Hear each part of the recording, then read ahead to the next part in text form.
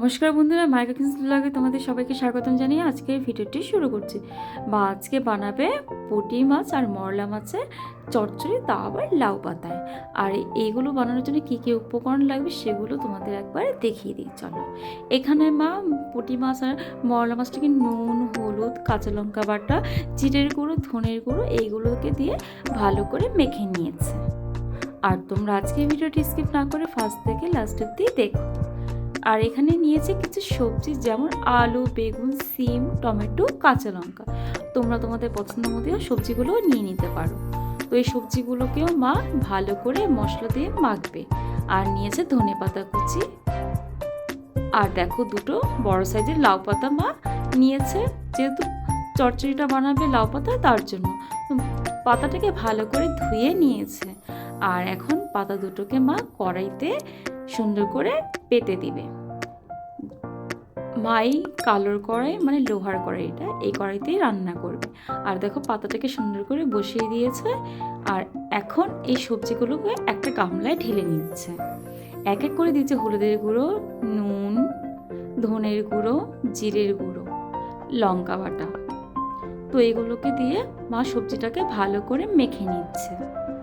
তো মাখা হয়ে যেতেই দিয়ে দিচ্ছে পুঁটি মাছ আর মরলা মাছটা।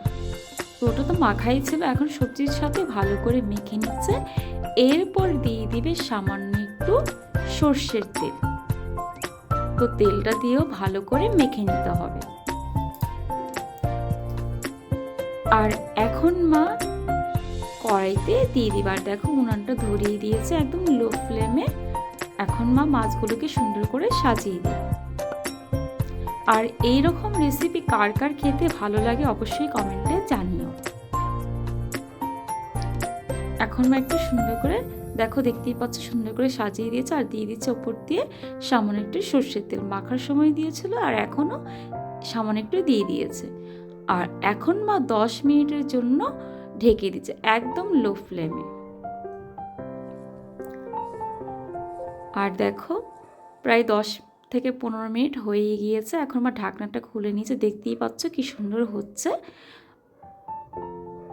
আর মা একদম আলতো আলতো ভাবে একটু মাছগুলোকে উল্টিয়ে দিচ্ছিল।